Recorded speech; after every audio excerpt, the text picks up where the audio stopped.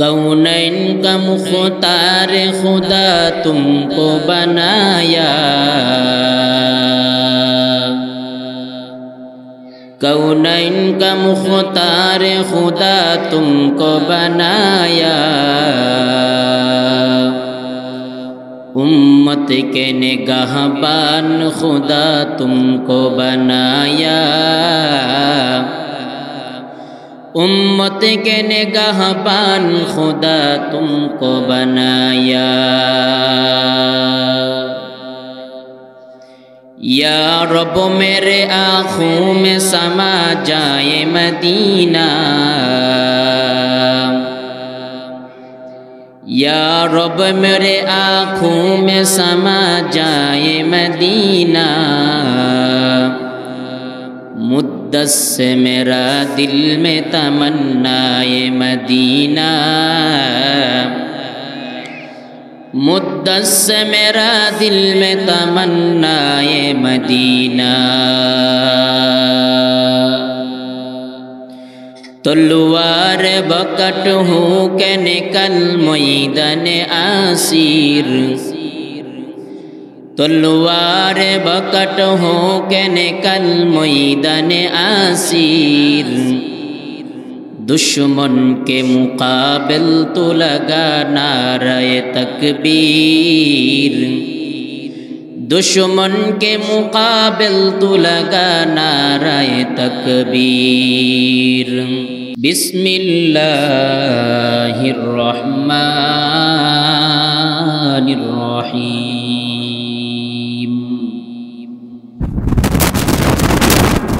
कुल इन कुंतुम तुहिब्बूनल्लाह फत्तबिऊनी युहब्बिबकुमुल्लाह वयग़फ़िर लकुम ज़ुनूबकुम वल्लाहु गफ़ूरुर रहीम।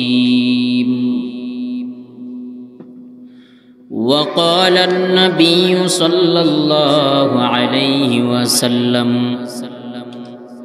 अलमर्उ मअ मन अहब्बा औ कमा क़ाल अलैहिस्सलातु वस्सलाम।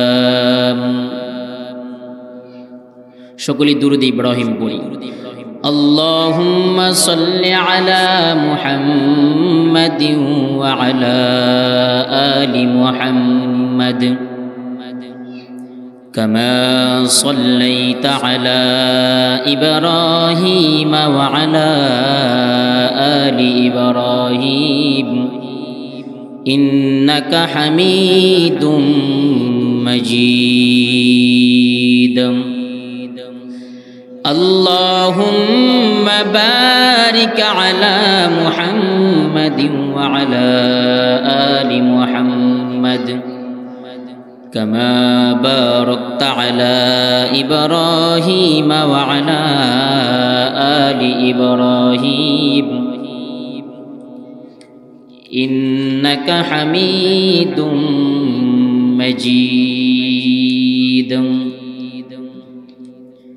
سبحانك لا علم لنا إلا ما علمتنا إنك أنت العليم الحكيم। رب اشرح لي صدري ويسر لي أمري واحلل عقدة من لساني يفقه قولي। कौनैन का मुख्तार खुदा तुमको बनाया, कौनैन का मुख्तार खुदा तुमको बनाया। उम्मत के निगाहबान खुदा तुमको बनाया, उम्मत के निगाहबान खुदा तुमको बनाया। या रब मेरे आँखों में समा जाए मदीना, या रब मेरे आँखों में समा जाए मदीना, मुद्दत से मेरा दिल में तमन्नाए मदीना, मुद्दत से मेरा दिल में तमन्नाए मदीना। तलवार बकट हो के निकल मैदान आसिर, तलवार बकट हो के निकल मैदान आसिर, दुश्मन के मुकाबिल तो लगा नारे तकबीर, दुश्मन के मुकाबिल तो लगा नारे तकबीर। तो मर्द मुसलमान हो, तू मर्द मुसलमान, तू मर्द मुसलमान हो, तू मर्द मुसलमान। एक हाथ में तलवार, एक हाथ में कुरान, एक हाथ में तलवार, एक हाथ में कुरान।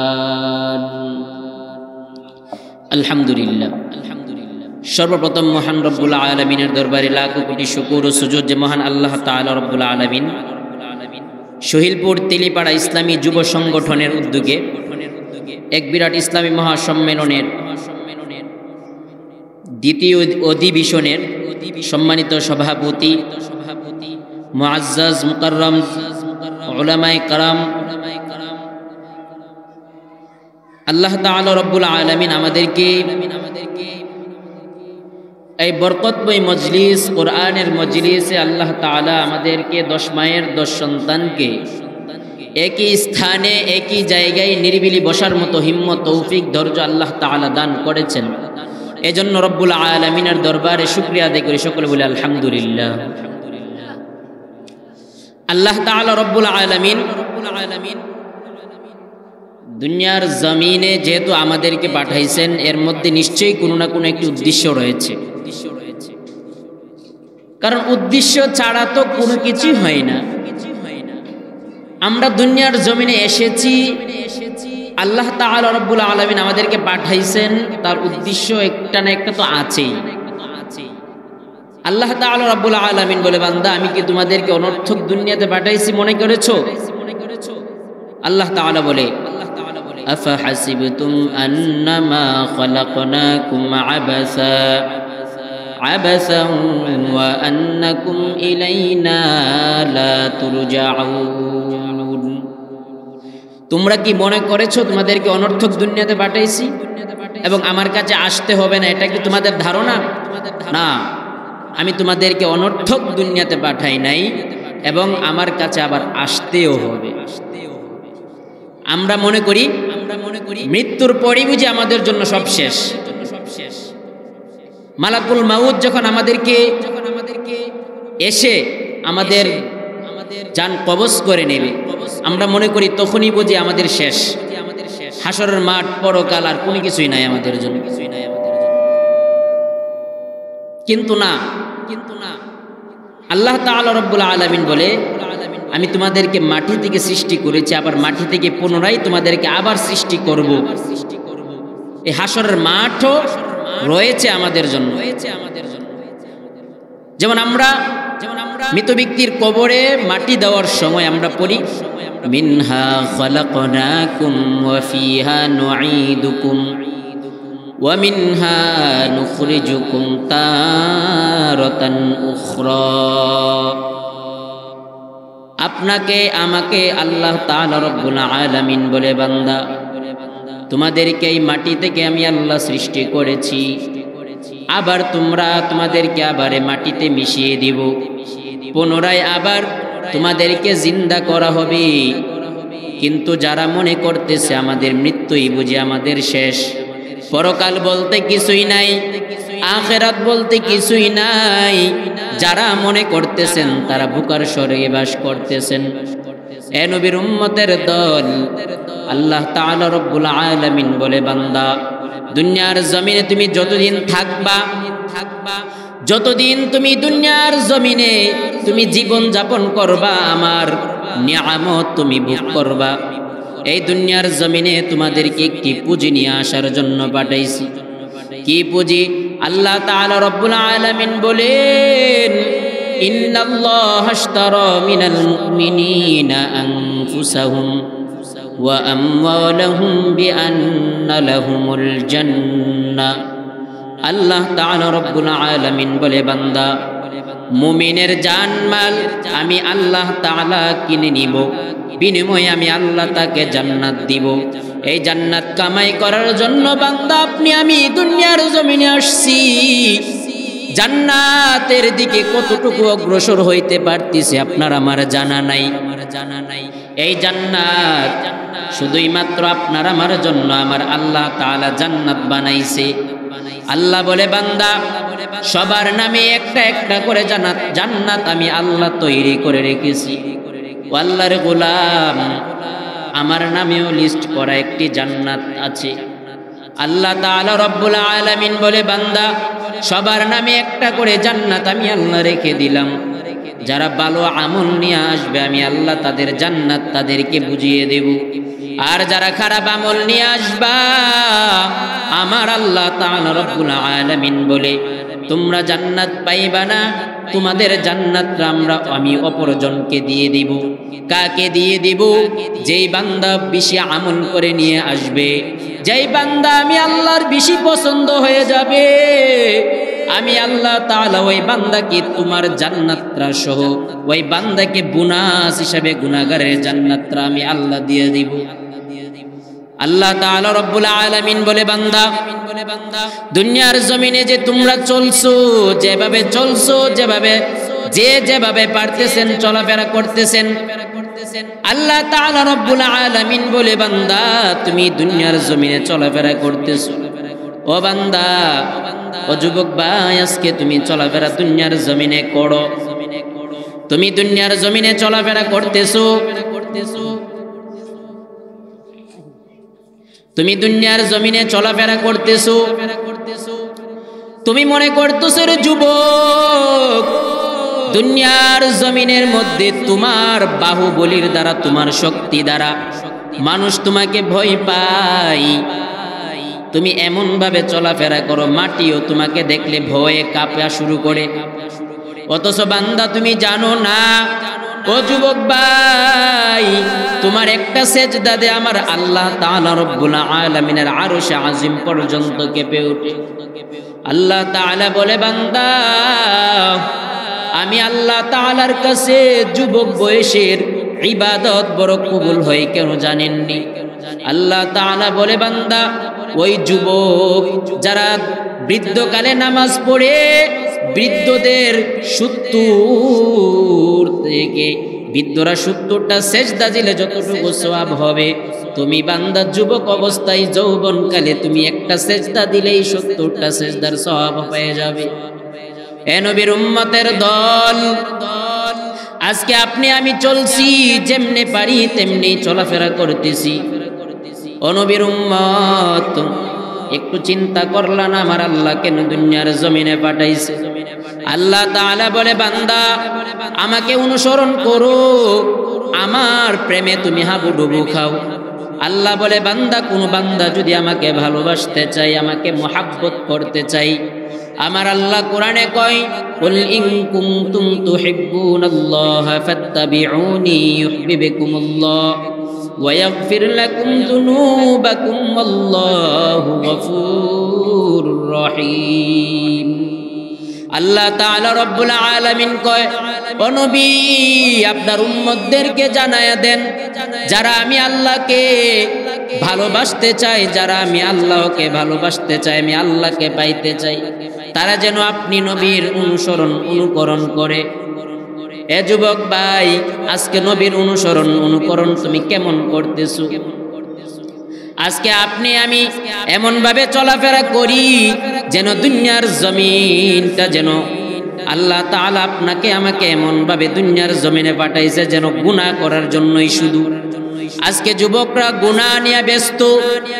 ও যুবক ভাই, আপনাদের হাতে পায়ে ধরে বলে যাই রে বাবা, নবীর অনুকরণ করো। পয়গম্বরের অনুকরণ যদি করতে পারো, আমার আল্লাহ নিজেই তো বলে দিয়েছেন, যেই বান্দা আমার অনুকরণ করবে, আমি নবীকে ভালোবাসবে, সে দুনিয়ার জমিনে শ্রেষ্ঠ হয়ে যাবে এবং আল্লাহর প্রিয় হয়ে যাবে। আল্লাহ তাআলা রব্বুল আলামিন নবীকে বলে, নবী আপনি জানায়া দেন আপনার উম্মতদের মধ্যে যারা শ্রেষ্ঠ হতে চায় তারা যেন, আমি আল্লাহর কাছে যারা শ্রেষ্ঠ হতে চায় তারা যেন আপনাকে অনুকরণ করে। ও মুমিন ভাই, আজকে আপনি আমি কতটুকু যাইতে পারতেছি দেখেন না। আমার নবীকে অনুসরণ করে সাহাবায়ে কেরামরা কত দামি হয়ে গেলেন। হযরত আবু বকর রাদিয়াল্লাহু তাআলা আনহু, হযরত উমর, উসমান, আলী রাদিয়াল্লাহু তাআলা আনহু, তারা সবচাইতে শ্রেষ্ঠ হয়ে গেল। কিভাবে হলো? যেই উমর রাদিয়াল্লাহু তাআলা আনহু ছিলেন মদিনার মধ্যে সবচাইতে বড় কাফেরদের বড় শক্তি ছিল। সেই উমর নবীর কল্যাণতে যায়, গিয়ে পয়গম্বরের চেহারা মুবারক দেখে বলে, ও মায়ার নবী, আমি আপনার কল্যাণ নেওয়ার জন্য আসছিলাম। আজকে আপনার মতো এমন সুন্দর চেহারাওয়ালা মানুষ কখনো দোষী হতে পারে না, কখনো মিথ্যাবাদী হতে পারে না। ও নবী, আপনার কল্যাণ নেওয়ার জন্য আমি আসছিলাম, আপনি আমার কল্যাণটা নিয়ে নেন, তবে আমার কল্যাণ নেওয়ার আগে আমাকে পড়ায়া দেন লা ইলাহা ইল্লাল্লাহু মুহাম্মাদুর রাসূলুল্লাহ। আপনি আমাকে কালেমা পড়ায়া দেন, যেই কালেমার দ্বারা, ও নবীর উম্মতের যেই কালেমা দ্বারা হযরত ওমর দামি হয়ে গেল, হযরত উসমান, হযরত আলী দামি হয়ে গেল। এ নবীর উম্মতের দল, আজকে তুমি আমি কতটুকু আল্লাহর ইবাদত করতে পারতেছি, নবীর কতটুকু কাছে যাইতে পারতেছি, চিন্তা করেন। আল্লাহ তাআলা রব্বুল আলামিন বলেন, বান্দা তুমি যদি আমার কাছে আসতে চাও, আমার নবীর অনুকরণ করো। নবীকে অনুসরণ কেমনে করা হবে? নবীর সুন্নত পালন করো রে বান্দা। নবীর সুন্নত কিভাবে পালন করবা? তুমি বান্দা খাইতে গেল, তুমি কিভাবে খাইবা সেখানেও নবীর সুন্নত রয়েছে। তুমি কিভাবে মসজিদে প্রবেশ করবা সেখানেও পয়গম্বরের সুন্নাত। তুমি কিভাবে বান্দা তুমি মসজিদ থেকে বাহির হইবা সেখানেও নবীর সুন্নত। তুমি কিভাবে ঘরে প্রবেশ করবা সেখানেও পয়গম্বরের সুন্নত রয়েছে রে বান্দা। তুমি বান্দা দুনিয়ার জমিনে আমার আল্লাহকে যদি রাজি খুশি করতে চাও, পয়গম্বরকে অনুকরণ করো। কোন বান্দা যদি নবীকে অনুকরণ করে, সে কখনো গুনার কাজেও লিপ্ত হতে পারে না, সে কখনো। আল্লাহ তাআলা রব্বুল আলামিন বলে, বান্দা আমি তোমাদেরকে দুনিয়ার জমিনে পাঠাইছি, তোমরা নেক আমল করে আসো। নেক আমল করার পর আমি তোমাদেরকে বিনিময়ে জান্নাত দিয়ে দিব। এ বান্দা, জান্নাতের যিনি সরদার, আপনার আমার আমল কবুল হয়েছে কিনা কোনো গ্যারান্টি নাই। কিন্তু দেখেন, জান্নাতের সার্টিফিকেট প্রাপ্ত সাহাবী হযরত আবু বকর রাদিয়াল্লাহু তাআলা আনহু, যিনি জান্নাতের সার্টিফিকেট প্রাপ্তদের মধ্যে সর্বপ্রথম 1 নাম্বার জান্নাতের সার্টিফিকেট পেয়েছিল। ওই হযরত আবু বকর গভীর রাতে উঠে মসজিদে নববীর মধ্যে বসে নামাজের মধ্যে দাঁড়াইয়া কান্নার আওয়াজ, বলে, আমি বড় গুনাহগার, আমি বড় জাহান্নামের আসামি। এত বড় নেককার সাহাবী হয়েও যে আবু বকরের আমলনামা যদি এক পাল্লায় রাখা হয়, আর যদি গোটা উম্মতি মুহাম্মদের আমলনামা যদি আরেক পাল্লায় রাখা হয়, হযরত আবু বকরের আমলের কাছে আমাদের আমল কোনো কিছুই হবে না। এটা হলো সাহাবায়ে কেরামের জজবা, সাহাবায়ে কেরামের নেক আমল। তারা প্রতিযোগিতা করত নেক আমলের জন্য। আপনি আমি গুনার জন্য প্রতিযোগিতা করছি। ফজরের আজান দিচ্ছে, লেফট কম্বল গায়ে দিয়ে ঘুমাচ্ছি আরামে, কি ঘুম। আর যারা শীতের রাতেও আল্লাহকে ভুলে নাই, আমার আল্লাহ তাআলা বলে হাসরের ময়দানে আমি আল্লাহ ওই বান্দাদেরকে হাসরের ময়দানে আমি আল্লাহ জান্নাত দিয়ে দিব। কোন বান্দাদেরকে জানুনি? যেই বান্দারা ওই শীতের মধ্যে ঠান্ডা কোন শীতের মধ্যে উযু বানাইয়া 5 ওয়াক্তের নামাজ সঠিকভাবে উযু বানাইয়া আদায় করেছে, ওই বান্দার আমি আল্লাহ তাআলা রব্বুল আলামিন ঘোষণা দিয়ে দিলাম, ওই নামাজি বান্দার জন্য কবরটা হয়ে যাবে জান্নাতের বাগান। আর আপনি আমি যদি গুনাহগার হই, তাহলে আপনার আমার জন্য হবে জাহান্নামের গর্ত। কবর থেকে জাহান্নামের আযাব শুরু হয়ে যাবে। পয়গম্বর বলে ক্বালান নবী সাল্লাল্লাহু আলাইহি ওয়াসাল্লাম আল কবরু রাউযাতুম মির রিয়াজিল জান্নাহ আও হুফরাতুম মিন হুফারিন নার। আপনার আমার নবী বলে, এ আমার উম্মতের দল, যদি তোমরা নেককার হয়ে কবরে যাও, তাহলে তোমাদের কবরটা হয়ে যাবে জান্নাতের বাগান। আর যদি বদকার হয়ে কবরে যাও, তাহলে কবর থেকেই তোমার জন্য জাহান্নামের আগুন শুরু হয়ে যাবে। ও এলাকার মা, ও এলাকার বাবা, আমি আপনাদের হাতে ধরে বলে যাইতেছি, আপনারা যাই পারেন, যতটুকু পারেন আল্লাহর ইবাদতে লিপ্ত হয়ে যান। আপনার আমার জন্য আমার আল্লাহ তাআলা যে কি জান্নাত তৈরি করে রেখেছে, দুনিয়াটা কিছুই না। আপনি আমি যতদিন দুনিয়ার জমিনে থাকবো নেক আমল করে যাই। এ নবীর উম্মতের দল, আমার আল্লাহ তাআলা রব্বুল আলামিন বলে, বান্দা তুমি যদি নেক আমল নিয়ে আসতে পারো, আমি আল্লাহ তোমার জন্য জান্নাত রেখে দিয়ে দিলাম। আল্লাহ তাআলা বলে, এই দুনিয়ার জমিনটা কিছুই না, এটা হলো দুনিয়ার জমিনটা হলো খেলতামাশার জায়গা। আল্লাহ তাআলা বলে, ওয়া ইন্নাল আখিরাতা লাহিয়াল হায়াওয়ান, বান্দার জন্য আখিরাতের জীবন হলো সবচাইতে বড় দামি জীবন, সফলতার জীবন হলো আখিরাতের জীবন। এই জন্য ও তিলিপাড়া এলাকার মুসলমান, আপনারা যতটুকু পারেন আল্লাহর ইবাদত করে যান, যতটুকু বয়স আছে, আর বাকি সময়টা অযথা নষ্ট না করে আল্লাহর ইবাদতের মধ্যে আপনারা লিপ্ত হয়ে যান। এই জন্য আজকের এই ইসলামী মহাসম্মেলন থেকে এটাই কথা থাকবে যে আমরা যে কোনো একটি আমল নিয়ে হলো বাসায় যাব। আল্লাহ তাআলা আমাদেরকে বেশি বেশি নেক আমল করার তৌফিক দান করুন। আখিরু দাওয়ানা আলহামদুলিল্লাহি রাব্বিল আলামিন।